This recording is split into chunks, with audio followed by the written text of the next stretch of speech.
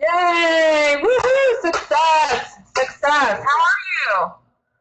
I'm good. I've been out in the field driving around all today, so I'm a little out of it. So I got a beer here to help wake me up. All right, what are you drinking? What are you drinking?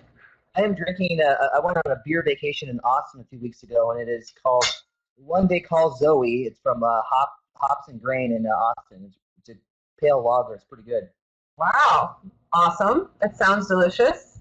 I went on kind of a cider bender last night myself and found some amazing new ciders. If you watch my Twitter feed, you might have seen some of those go out last night. So let's dive right in, you guys. So Kerry is here, and Stu's asking a question. Yeah, is there any vacation besides a beer vacation? That's such a great question, Stu. Exactly.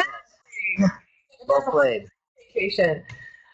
So I'm going to introduce everybody on Kerry. He is the founder of taplister.com. And Kerry, I'm just going to let you give them the 5-minute or 2-minute, 1-minute lowdown on what you've been up to and since Taplister. Yeah, so I started Taplister with a group of people about 5 years ago. It's kind of a side project. And we started off in Portland, and then we proceeded to add other cities around the country. And it was a fun project, and we added different features where people could push their updates of their menu to Twitter and Facebook, and a digital printed menu, all types of different things. So it was a pretty fun experience. And a couple of years ago, I raised some money and got accepted to a tech incubator and wanted to kind of give it my all and see what I could do. Unfortunately, I brought someone on, didn't work out, and I'm not a developer and everything, so it kind of made it a little bit of a challenge. And so fast forward to today, right now I'm in the process of trying to find someone to kind of help kind of take over the technology portion of that for me. And like a lot of you entrepreneurs out there, I didn't take a salary for a couple of years, so I worked for about 7 months at a friend of mine's company doing some sales consulting. And actually, there's someone on here that I would like to meet. His name is Todd Button. Shout out. We chatted when I was doing some consulting for Orchestrated Beer. It was a software company that helps run craft breweries. And I recently joined. Today was my third day. I had a really great opportunity to present me to be the first sales manager for a new craft beer and wine distributorship. And so I've just been out in the field all day, kind of knocking on doors and doing research and stuff in Southwest Washington. So that's helping me learn a whole different perspective and everything. So hopefully I can provide all types of different feedback. Another quick thing about me, I've done social media marketing for breweries on different campaigns. And when I work for a social media agency, I help run Portland Beer Week, and I do a ride beer festival every year. And year-round, Portland Beer Week is June 5th through the 15th here in town. And just like a lot of you, I'm just a big beer fan, and I've done all types of things to try to find my way and fight my way into the craft beer industry, and that's where I am today. And looks like the rest of you are taking that as well, so that's great. Yes, awesome. Thanks, Kerry, for that information. This cohort, I have to give you guys credit. This cohort have been asking the best questions over the live sessions that we've been having, so I have no doubt that tonight will be no different and that you guys are going to come forward with some amazing questions. So thank you for those. You can start formulating them. I do have kind of some questions to get you started. So, Kerry, I want to ask you, beer apps and kind of the app space around craft brewing is pretty hot, and I wanted to get you to kind of give the students the lowdown on some of the major players in the beer app space right now. Talk to us about what they do, what the value is, and how they might best leverage these apps to promote their beer. Okay, I like to kind of combine the beer apps and the beer websites together to a certain degree because there's some overlap. Sure. So one of the ones that's I'm sure most people have heard of, one of the really popular social media ones is Untapped, which is a great app. Basically, that is, if you use Foursquare before where you check into locations, it's the same type of concept where you check into beers that you're drinking. So it is a super popular application that is really skyrocketing in the last, about 4 years. And what's great about it is you can see how many times people have checked into your beers. And there's, Founders Brewing has some great beers out there. And I was checking in one of their beers the other day ago, and they had I think almost a couple 100,000 check-ins. Wow. So it's a great tool to let you see what's going on. And they have free tools and paid tools for businesses. and for breweries to learn a little bit more about how people are engaging with their brand. Right. Awesome. So Untapped. So yeah, Untapped, yeah. So that would be the first one to really check out and make sure that you have claimed your business on there too, your brewery. And one of the things I want to throw out real quick is the issue is that there's so many the information, there's so much lack of information out there in the beer world. So the better that your breweries can provide information, you guys can, to the distributors, to websites, things like that, it's easier for you to market your brand. It's tough when you see a brand out there and it's called one thing, it's actually not called that, it's called something different. Like, for example, in Oregon, there's Ninkasi Brewing, and there's Toll Domination IPA. So maybe you go to a bar and just on the tap list on a chalkboard, all it says is Ninkasi IPA. And so sometimes it confuses the patron. The other problem on my side tangent here is often what happens is bar owners, they don't know information about the beers because the breweries don't always provide it and the distributors don't always provide it. And so with Tap Lister, one thing we created was a tool. So if you update your Tap List on Tap Lister, we push it out to your website, Twitter, Facebook, a printed menu, and to also onto a television. And we have a partnership with ratebeer.com, and ratebeer.com is a great resource, one of the largest beer databases in the world. And so we pull a lot of that information. Because I saw all these bar owners, what they would do is they would Google the name of a beer, and they would try to find information about it, and then add that information, into a spreadsheet or something, or into their Word document for their menu. So it's imperative that you have all your information updated in appropriate places. Other good apps out there, it's good to list your apps on different beer finding websites. Tap Lister one, there's Tap Hunter, there's beer menus. Those are some of the more popular ones out there. There's several others as well, but find which ones are the most popular in your area. Tap Hunters in San Diego, so they're pretty popular there. Tap Lister is popular, kind of Portland and Seattle, and actually Austin's very big, very popular there. So some of these apps, even though they're different places around the country, they're more popular. Beer Menus is very popular in New York, Chicago, Philadelphia. So it just depends on where your brand is, but most of these sites, including Tap Lister, you can get listed on there for free, and just start listing your tap list and such. So I really recommend that. And then a couple other things to take account to is ratebeer.com has what's called an API, which is kind of a geeky name for, it's kind of like a fire hose information. So basically, you have a direct access to their database information. And Tap Lister, we have a great partnership with them where we have access to that information. And other people have partnerships with Rate Beer too. So make sure your information is correct on Rate Beer, because you're not only updating that information on Rate Beer, you're also pushing that information out to other websites as well.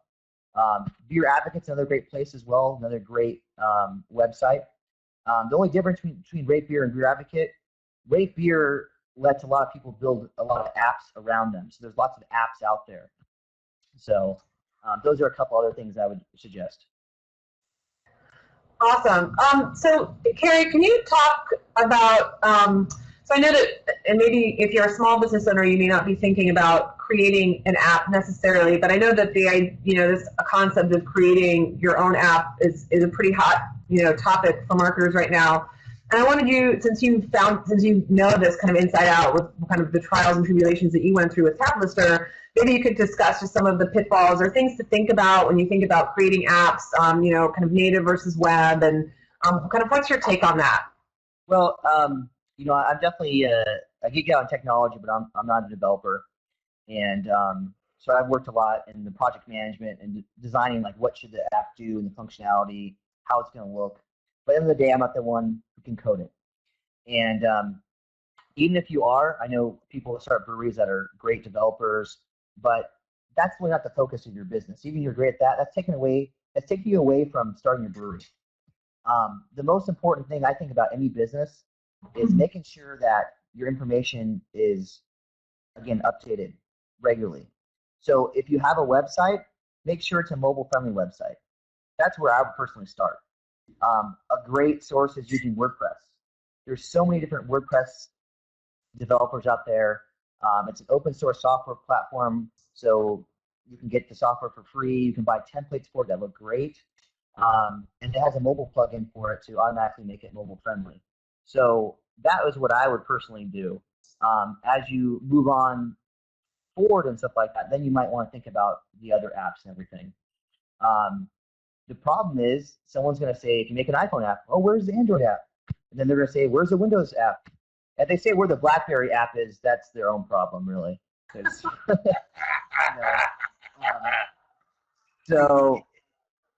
But anyway, so, it's hard, it's expensive. And then you have to deal with all the updates and everything. It's kind of a pain in the butt and everything. But there are some people out there that are making apps that are specific to, it's like a template type app. I know a company in Pennsylvania that is using the Taplister API to develop an app for restaurants and bars, and it's going to push information out on their hours of operation, their tap list, photos, social media updates, things like that. So I think the most important thing, and this just makes me so mad, is when places don't list on their website like their hours of operation. I've gone to breweries that are like out in the country, and I called ahead, look on their website, look on social media. Supposedly they're open, then I show up, try 2 hours, they're not open, and that's a real bummer. Wow. That makes a bad customer experience. So making sure just you list all information about your beers, when you're open, just create a simple WordPress website if you can to start off with. If you have a little bit more of a budget, or you have a friend who's a great developer, or you want to hire an agency, then they can really help you guide you with all the different features that you need. But another thing to think about is where can people get your beer? So one part is listing that through a source like Taplister. Also working with your distributor. And when you first start out, you might have on your website, these are the 20 bars that in XYZ town where you can get our beer. So long story short, I would start with a mobile site. There we go. I was say I would start with a mobile site and go from there, and then as you progress. Hey, Kerry. Yeah. Hello. I'm just having some sound issues. You're cutting in and out sound-wise. Okay. Can you hear me? I can hear you. Can you hear me? That might be better. Yeah, I can hear you now. Thank you. Okay. Sounds like a Verizon commercial, right? Anyway, so long story short, what I would suggest is to start off with a mobile-friendly website. It's going to work across different browsers, different phones, tablets, things like that. You'll provide people a good user experience. And then as you progress and everything, then start thinking about the apps. I mean, if you have a good marketing budget, then there's one way you can save some money on apps. There's different technologies. There's one called PhoneGap. It basically lets you program your app and then push it to basically Android or iPhone. It doesn't let you do all the native features as if you develop the iPhone app using the code for that, or the Android app using the code for that. But that's just kind of my experience in working with a lot of small businesses and stuff. I think the other challenge is that when you start off, you want everything. You're like, I want a cool website, I want an iPhone app. And all these things are great, but really you need to focus on building your brand and having, number one, good beer. Because you don't have good beer and you have maybe you have the best website in the world and you have an iPhone app, but if you have a bad brand and bad beer, you're not going to sell it. Right. That's great advice, Kerry. I completely agree. Let's broaden this conversation out a little bit. So I want to start thinking a little bit more about kind of the overall social media marketing landscape when it comes to the beer industry. And I just want, first, before we kind of leave the subject of beer apps and kind of move more into other social media channels, how important, Kerry, do you feel the social media beer apps are when it comes to kind of an overarching social media campaign? Do you think that it needs to be an integral part of every social media campaign, or what are your thoughts on that? How important is it? Are you seeing like specific beer apps? Yeah, exactly. Yeah, I think it's important as far as getting listed on there is the number one thing. Getting listed on it is imperative. Okay. and then from there, initially you can really focus on. It just depends, like making sure your tap list is up to date if you have your own tap room. Another thing you can do is, let's say maybe your beers are on tap around town. Excuse me. Well, what you can do is start updating those tap lists around town if you have the time. Maybe you're the sales rep, you're self-distributing, and you're in that bar. They just put your beer on tap.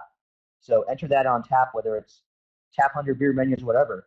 Then people will know about that it's available, and they'll learn about your beer that way. So that's kind of a free marketing tool. I've known some small breweries that have done that before, and some distributors on some new brands that kind of helped them out. So list information about your beers, where they're available, claiming your page on websites like Rate Beer and mobile apps is very important. Great. So, Kerry, since you've had some experience doing some social media marketing for in the beer industry, so can you kind of give us some of your kind of best overall social media marketing tips when it comes to specifically to this industry? Like, what have been lessons that maybe you've learned while you've been working and doing kind of pulling the levers that these new kind of craft brewery owners need to know from the social media marketing standpoint? The biggest thing is with all this stuff, like social media is great. It's basically grassroots marketing, and it's marketing with different tools. So the concept's been around forever, just you're using a different type of platform. What I like to recommend, number one, is focus on your brand, making sure your brand is consistent everywhere. So let's say that you're an outdoor-oriented brewery, and on Twitter and Facebook, maybe you should be talking about outdoor activities with your beers and talking about events that you have and just a lifestyle brand. So think about what's your lifestyle. If you start talking about, like, this is just a weird thing example, but like fashion or something like that, your audience is gonna be like, what are you even talking about? So you have to really think about what is your brand, and your brand is more than a logo. It's how you message your brand. It's how you interact with people and everything. An example would be like Rogue is, that's a perfect example of their name. Rogue is what they are. They're kind of a surly bunch of people. That's kind of their thing, know. And then there's other breweries out there that are nonprofits, and there's other breweries out there that are very community based. So what is your brand all about? And typically with breweries, it's very locally oriented. So first off, I have to think about your brand, number one, and how you're going to message that to people. Be consistent. Yeah, and I think that's so important. That just taps right into, no pun intended, taps right into the fact that now I think with social media, it's so important to tell a story that resonates with the heart of your target audience.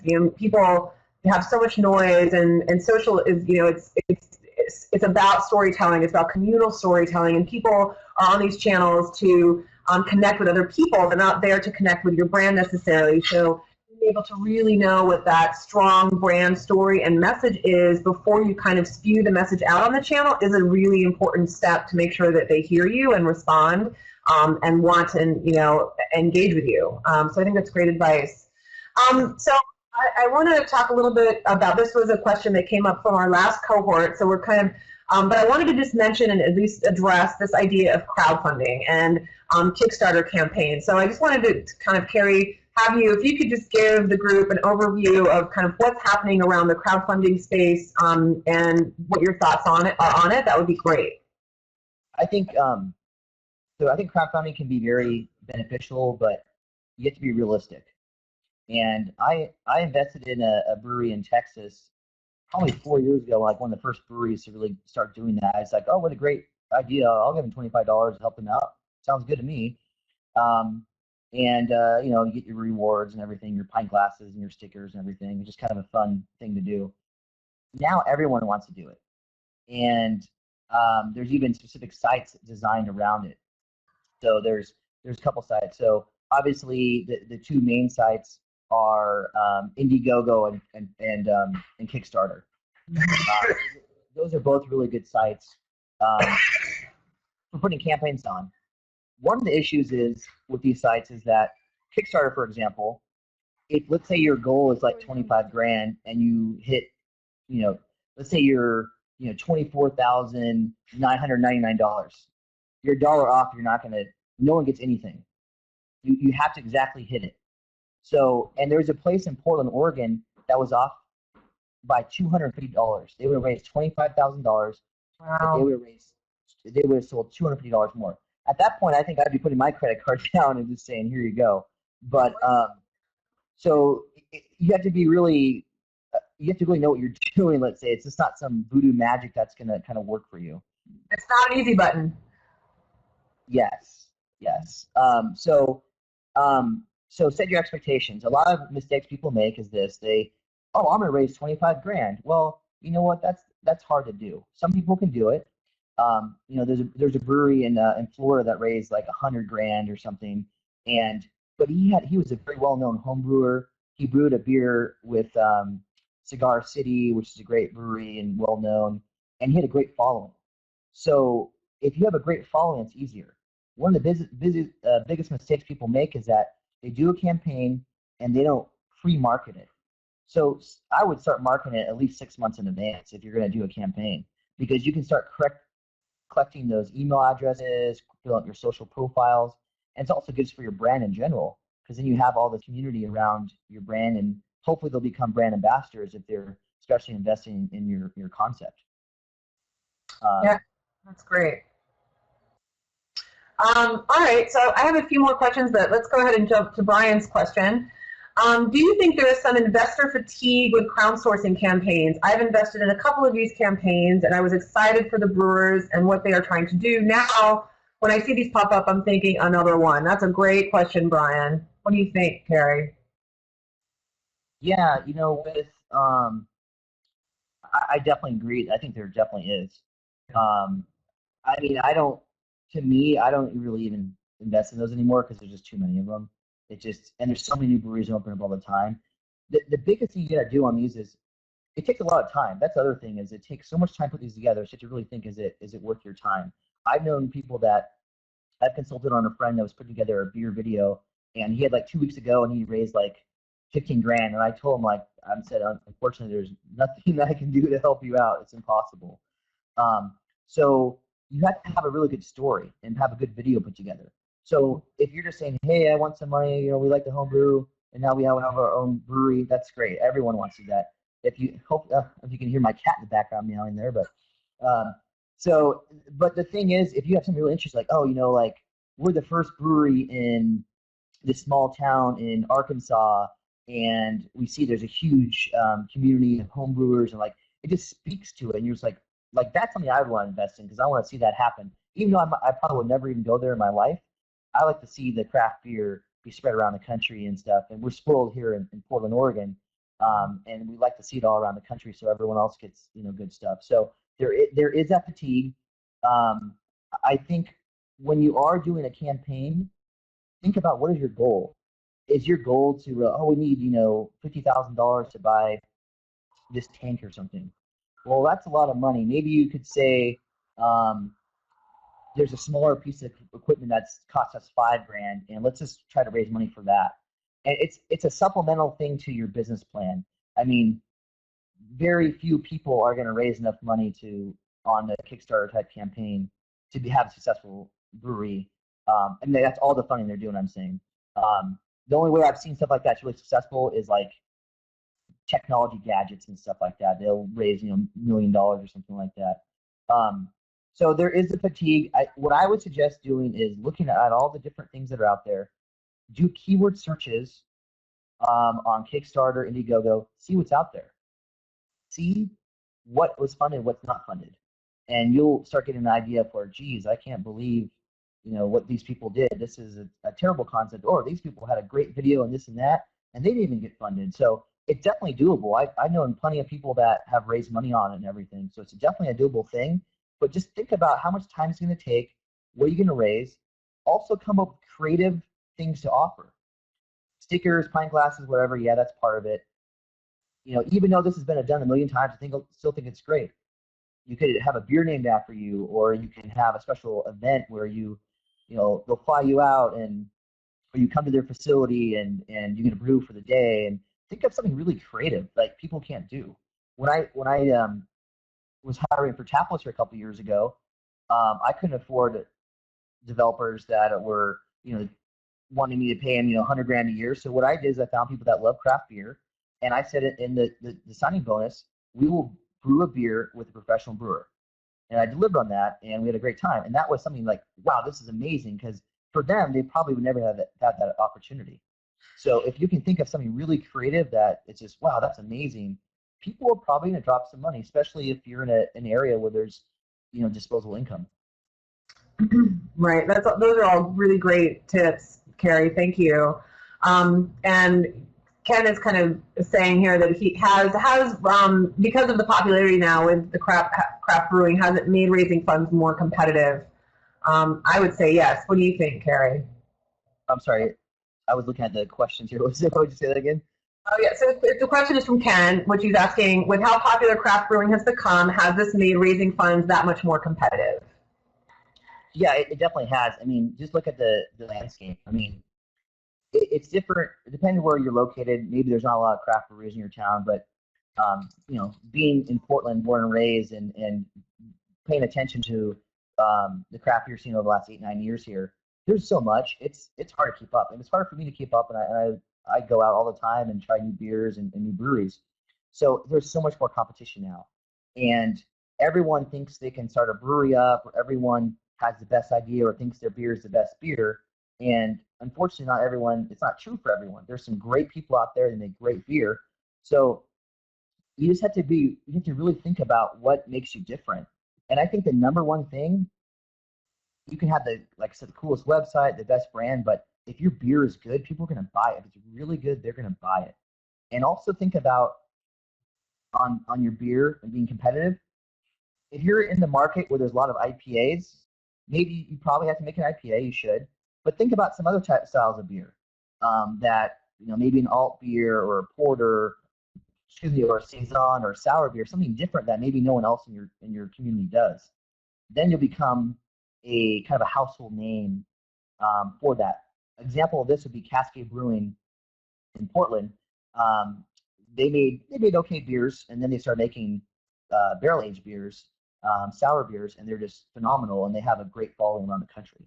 So they were smart about that. They got in early on. So look at the different industry trends, see what's out there. Right now, one of the industry trends for beer is sessionable beer. So beers are like 5% or less. That's pretty popular right now. Great. So I did get a question. Someone that unfortunately could not be here tonight, Robert, did send me a question via email, and he said he was going to watch on demand. So I wanted to make sure that we get his question in. So his question was, what is the main reason a Twitter or other social media platform business account would be following other people? Is there a business advantage to that? So what do you think, Kerry? Why should why should a business Twitter account follow other Twitter accounts?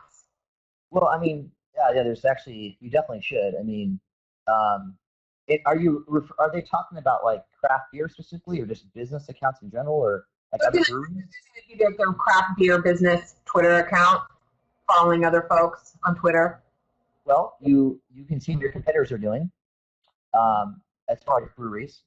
In the craft beer industry, I would say most breweries are pretty buddy. I mean, there's obviously your own business, there's competition, but so you're probably going to follow other breweries and you're going to interact with them and everything. You might do a collaboration beer with them at some point. So I think it's really good to follow other people. Look at some big brands like, let's say, New Belgium. Look at some smaller brands in your town. Look at some regional brands. See what they're doing. Get an idea for it. Also, see who their followers are and start following those people. I mean, that's obviously an easy thing to start with. So you should follow if you're getting out of if it's a brewery and all they're doing is saying, hey, we're the best brewery in the world, and it's all basically spam, then it's not worth your time. But if they're really interesting, maybe they're very creative with their how they're using Twitter. Maybe they're doing their brew tweet of the day where they take a picture with the brewer, or they do something really unique, or that's what you really have to think about with Twitter, is that it's such a quick conversation. So and if you're following them, you don't have to pay attention to what they say. So I would definitely follow competition that's relevant to your business. And if you don't like what they're saying, it's pretty easy to unfollow them. So. Yeah, and I think Sarah, you just kind of landed on another point. So yes, absolutely, you want to follow beer bloggers. So that's I think another really good kind of follow strategy would be around influencers in the industry that you know of, maybe even influencers that have liked what have liked or mentioned you even on Twitter. So it's so important to be listening. I think that if you, so for example, I went out last night. I went to a place. I had this cherry cider. It was delicious. It was called Two Towns. It was Two Towns cider. I took a picture, tweeted out at Two Towns cider. Love the tart cherry cider. Da, da, da.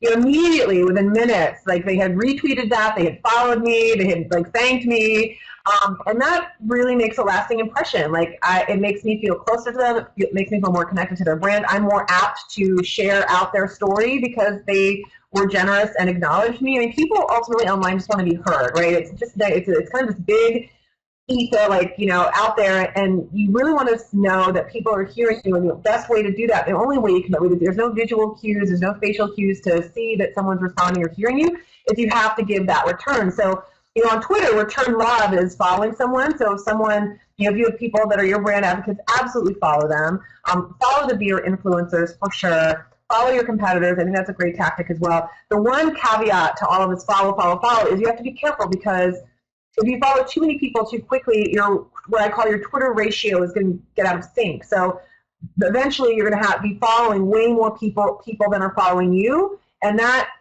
you don't really want to be in that position, because from the outsider's perspective, if I go to an account and I'm like, oh, you know, this account's following 200 people and they only have 20 people following them, it just makes me feel that something isn't as valuable around their feed, that ratio is out of whack. So as much as you can, you want to try to keep at least a 1-to-1 ratio. So 200 followers to 200 following, and better, like the more followers and then the less following, the bigger that ratio, the more value and credibility I think that you have as a Twitter influencer, right? So I think that's something to really keep in mind. And I know it's very hard when you're just starting out to keep that ratio in balance, but you definitely want to be mindful of it. One quick thing to add to that is when bars are updating their tablets using tablets or other services, they're often using the Twitter hashtag for that brewery. And for the bar, it's great because often the brewery will then retweet that bar. So the bar's happy because they get extra promotion, and it's good for you too. So it's kind of like a cyclical thing where you're kind of helping each other out, really. Yeah, I totally agree. So Josie's saying, oftentimes we follow breweries on our personal accounts, but should it be done on the business account so competitors follow us back? And I think that's what we were just talking about, Josie. I say absolutely, why not? I think that following your competitors, it can be fine. I don't see anything necessarily wrong with it. I know some people might disagree with that in some industries that I work with, other outside of craft brewing, that I would say aren't quite as communal. I think, you know, enterprise software. They're not too hot to go out there and start following their competitors necessarily, at least openly, right? They may secretly monitor what their competitors are saying on Twitter, but they're not going to publicly follow them. So there is a difference there. And you know, I come from a background, like, you know, I don't come from this school of thought of hiding your competitors from your target audience, you know, because they're going to find them anyway, and they're going to choose somebody. I mean, I'm much more around, like, let's just all put our hats in the mix. I want to acknowledge you, you acknowledge me, and let the chips fall where they may. Not, you know, everyone agrees with that, but and from my perspective, I say there's no, you know, why not follow your competitors? Kerry, do you have any further insight for Josie around, you know, following competitors on the business account? I would wait. That's my wife's name, so that's a good name. So I just wanted to throw that out there. No, that's pretty much it. I mean, I see on here the next thing that I actually have a bunch of input on that I'm excited to talk about is beer bloggers and the strategy around that. So if we're able to transition that, I think that'd be great. Let's go for it, Kerry. Yeah. So I started off in craft beer. I went to a lot of beer festivals, and then the person that ran the Oregon Field's like, you should start writing about beer. I'm like, okay.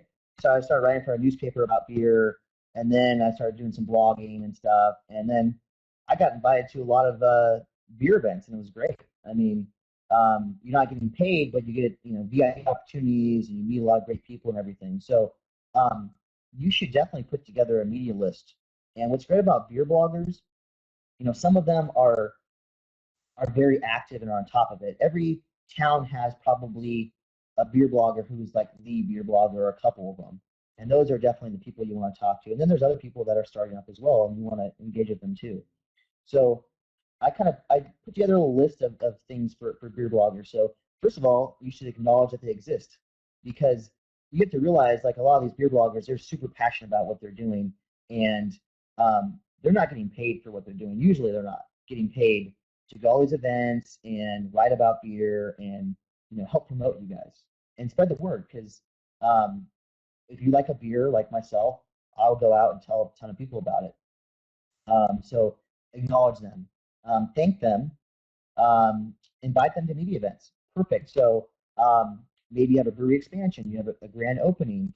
A perfect example of this would be, I don't know, are many people going on Friday to Ecliptic Brewing for the event going on this weekend in Portland? Is anyone in Portland headed to that event? If you are, you can just enter in the chat window. We got a few people, it looks like. Eric's going.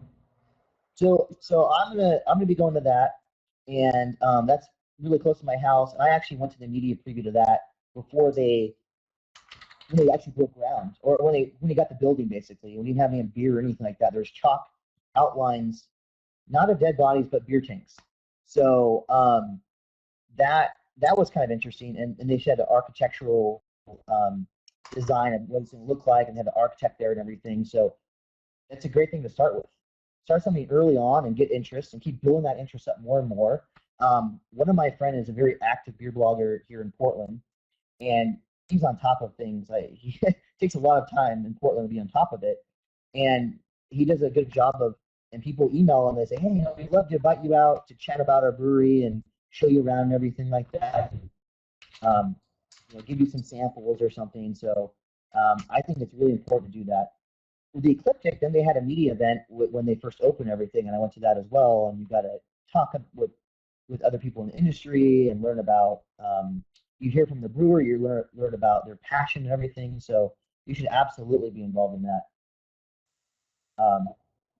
Boston beats Chicago. I don't know. I've never been to Boston, but I am a Chicago. Boston's a little farther away than Chicago, so it's cool that you guys are coming in for the event. So here's a good question do you think that there are bloggers we could pay for a shout out? So what do you think about pay to play, Kerry, with bloggers? Oh man, that's funny. That reminds me of like back in the SEM PDX days, internet marketing group that I used to be part of, that Lisa's part of. And I remember the pay per post for blogging came out. Yeah. So technically, when you're blogging, like if you give me a sample of beer, technically you should say, somewhere in there that you received that sample. I mean, the problem is bloggers aren't really journalists, but then now that's kind of becoming the new journalistic way to get information out. So they have some responsibilities there. I think you can if the blog is clearly identified as being sponsored, and also, is it worth it? You can get if you have a new brewery and it has a good story, people are going to pick up coverage for it. So I wouldn't start with that first at all. I personally wouldn't do that. And it just really depends on the cost too. Like if you have to pay $500 for someone to write an article that's great about you. I mean, I know that like Eater, for example, is in different markets like Portland and Austin, and I believe they have a sponsored post option and stuff. And sometimes it looks like content. I think they do a good job on it. So it actually looks like content, yet it still says it's sponsored and everything. So I'm not a big fan of the sponsored posts unless it really makes sense. I personally put my money towards something else. I would put my money towards using that towards doing a media event. Take that $500, invite more than just your bloggers. Invite your local newspaper, invite radio, whatever media people that are in town that are relevant, industry people and such. That's what I would suggest. Yeah, and I'm going to go a step further and say that honestly, anyone's opinion that you can buy probably isn't worth 5 cents. I'll just be bold and say so. There's nothing that turns me off quicker, and I get people emailing me, asking me to can they pay me to put something on my website? No, the answer is no. Like I really value my readership. I value my audience, and I'm not gonna. I get to choose, and I want to be very, very cautious about the information that goes out to my audience. And so when someone approaches me and asks to pay me to publish something, I'm immediately turned off. Now, I'm not everybody, and I'm not suggesting, that there aren't some times when it might make sense, but what I would not do is start kind of emailing beer bloggers asking to pay them to write about you. That I would absolutely never do, because you might alienate quite a few of them. And I have very mixed, the kind of really what you're asking about is this idea of native content or native advertising, where, like Kerry was saying, you have something, so it would be an article, it looks like an article, it's published like an article, but it's paid, so it's sponsored. And now with kind of Facebook's promoted stories, and even like LinkedIn has this option now where, brands and companies are paying to get stories in the news feed that don't look like advertisements. And marketers realize that these stories have much more success because people trust something that looks like an actual story rather than an advertisement that's on the side. And so it's going to get more play. You can read a lot about it online. There are a lot of journalists that are ethically kind of fighting against this type of advertising. They think that it's duplicitous and they don't feel that it's exactly ethical. So it's kind of a debate right now around all of this. And I come down very much on the not paying for people's opinion side.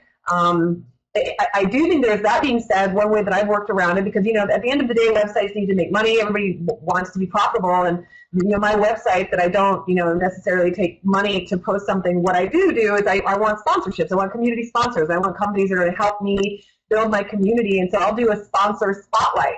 And it's out there. It's like, how do you get a sponsored spotlight? You pay me $200. And then I'm going to say you're a sponsor, you're helping the community, and I'm going to talk about you. But it's very out in the open that you pay for that placement.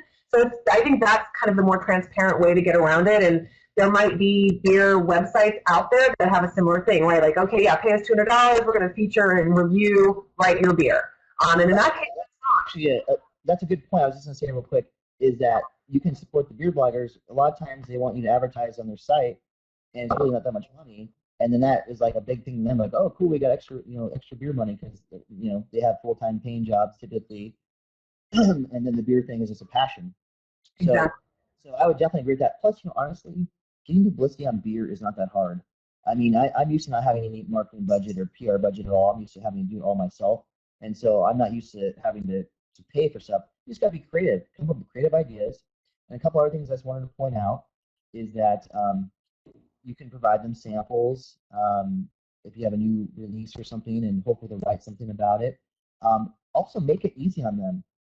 If you could put together a media kit that basically has maybe information about the beer, description of the beer, whatever information about your brewery, like just put together a simple press release, and then they have something to take away with them. And then if they want you to email that to them, even easier. Because when I write about when I blog, and I'm not as a good example of blogging because I don't really do it like I used to, but I want to make it as easy as possible. So I want people to send me images. I want them to send me a press release so I have factual information. If you do that, it makes your life a lot easier. And sometimes what people do is they'll just put up a press release. If you send them a press release, absolutely, an image, it doesn't take them that long to do it. And they're like, that's cool, I'll put that up.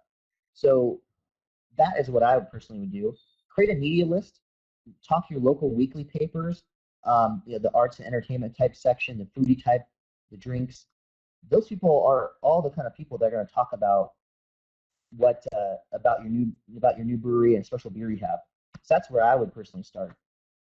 Yeah, I think that's exactly right, Kerry. I think that's a really, really good. And I think the other one final thought on this, or that doesn't have to be final, but one more thought on this, because I think this is a pretty important topic, how you reach these influencers and bloggers and whatnot, is how can you provide value to them, right? So other than just explicitly paying them, which is, but, for example, you think of the beer blogger who's, they're trying to build an audience for their niche website. And so perhaps maybe approaching them about a partnership to partner on an event, right? Like it's going to be the beerblog.com and your brand co-presenting some great event, and it's a win-win because the beer blog is going to get traffic and get some visibility. You're going to get visibility. Maybe you're going to provide the beer and food, and so it's a really happy marriage. And you're providing something valuable to that beer blogger, and you're building a relationship at the same time. So at the end of the day, it is all about building relationships and how you can provide value to them in a real way. That I think is what, at the end of the day, is going to be the most valuable for you.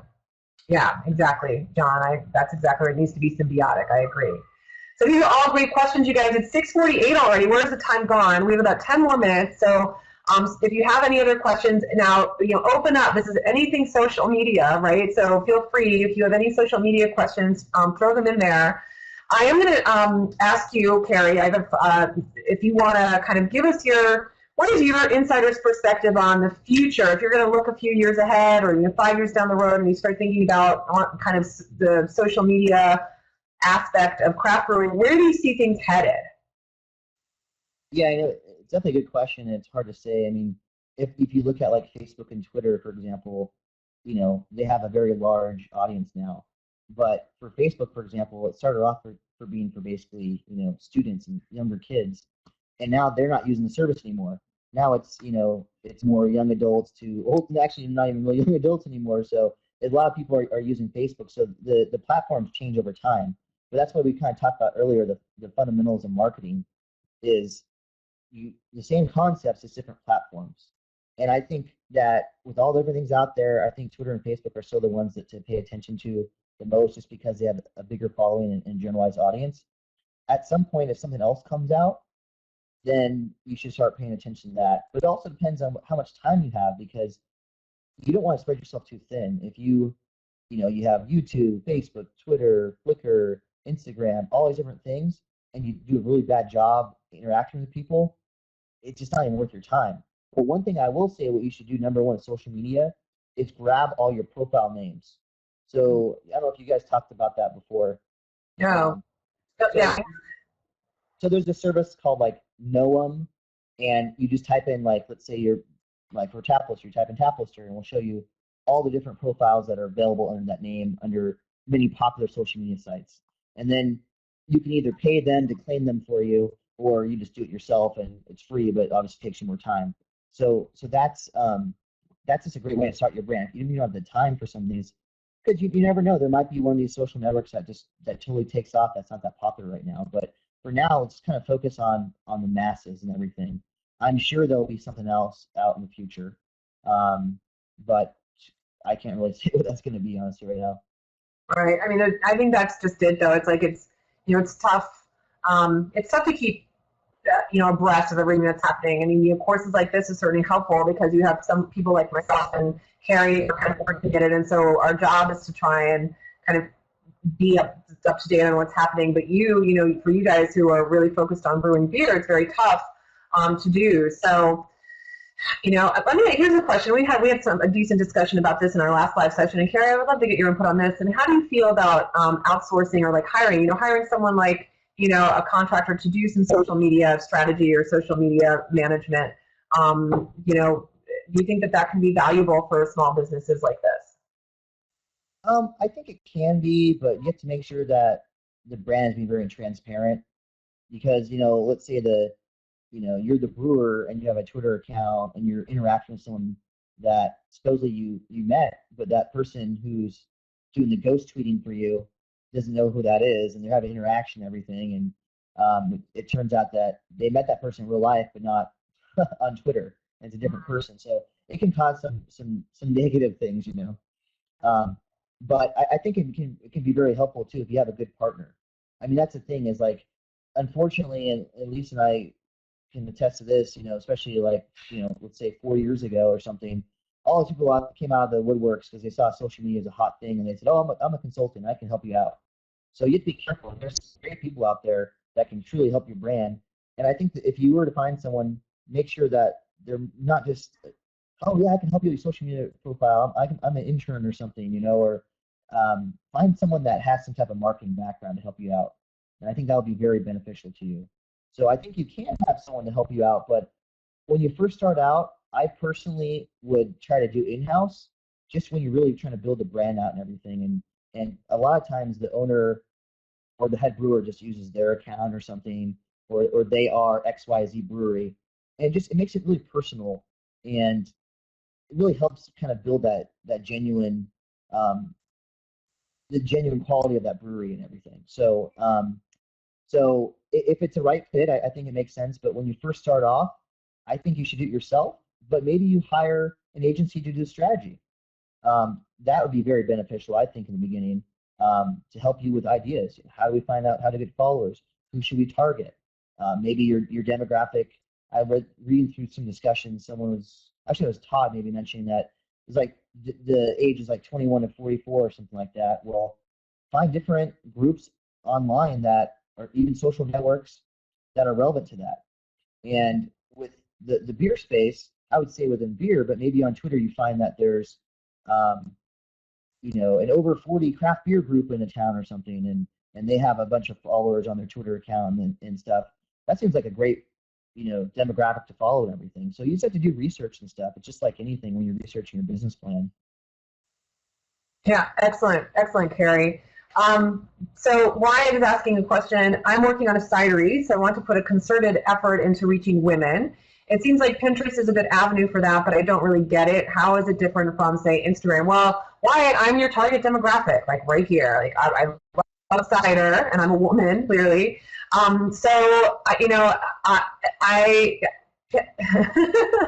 Yes. Pinterest and Instagram are different. So I'm on Instagram and I love Instagram. I'm absolutely not on Pinterest. And my understanding of Pinterest, it is primarily women that are on Pinterest. So from that standpoint, it might be a decent platform. Whether, if you start, and this is where the targeting part gets really important, and really understanding the user, the actual person you're trying to target, and even knowing that you want to target women is so broad, right? And even knowing you want to target women like cider is also so broad. So like you can kind of you want to try and hone it in and maybe come up with 2 or 3 smaller groups of women and really try to get to define who they are. I'm not the type of woman who's on Pinterest. And I'm not convinced, and you would need research to vet this out. And I'm sure there are women on Pinterest who enjoy cider. I'm not saying that there aren't, but there might be, depending on who exactly you're trying to reach, there might be better platforms that have that specific type of woman, right?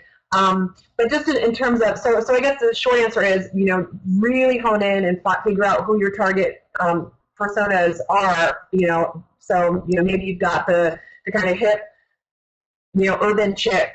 Okay, that's me, right? So maybe she's someone you're trying to reach. Maybe you've got, the soccer mom who takes a 6-pack of cider to her kids' soccer matches, right? I'm just free, but you understand. There's like that's very different. The soccer mom, super different from me, and then there's probably even a few more women that are going to fit into this that have a completely different take on cider, maybe different reasons of why they enjoy it or why they drink it.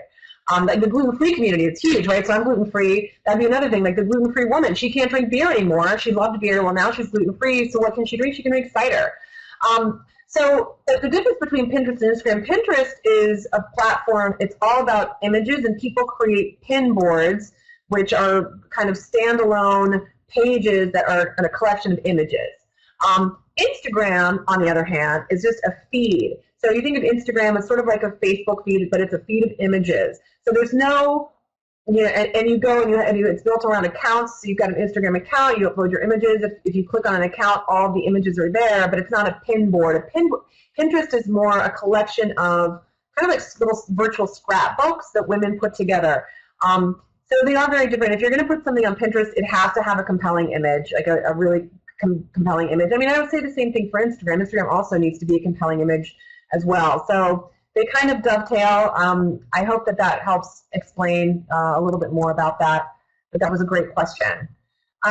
So how does one decide what types of messages are appropriate for their various social media channels? For example, how do we differentiate between what types of content are appropriate for Twitter versus Facebook, aside from the obvious need for brevity on Twitter? Great question, Brian. And Karen, I'm going to throw this one to you. What's your take on that one? And the last question you answered, you definitely nailed it there. I'm glad you answered that because you know more about Pinterest than I do. So, yeah. So I think you have to think Twitter is kind of for people with short attention spans. Is kind of a certain way to look at it. Is because your message Hey, up there. I love Twitter. I have a short attention span. Just What's saying. that? I love Twitter. I do not have a short attention span. I love it. Well, I'm just trying to do an analogy, so I guess maybe that's a bad one. But but Facebook, I feel as more people are, it's a little bit more sticky, you know, because people are looking at a page and there's more stuff going on because there's comments being posted and everything from that kind of standpoint. So also you can have a lot more, you can have more interactions on Facebook as far as with everyone seeing at the same time, and you can put more characters. Obviously, with Twitter, you have to sometimes really think about what you're trying to convey. So let's say you have something really great to say, but it's 240 characters and you only can use 140. So what I like about Twitter, and actually I like Twitter more than Facebook myself, yes, and Twitter makes you think. I think you have to be more clever on Twitter personally. You have to really think about what you're saying and find a way to get the message through.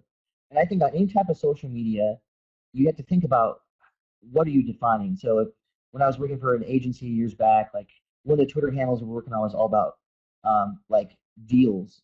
So if you follow that Twitter handle and they're about deals, then that's fine. But if you start posting about something totally random, then people are being like, what are you even talking about? So what I try to follow is when you post on anything, try to talk like 90% about useful information and then maybe 10% about yourself.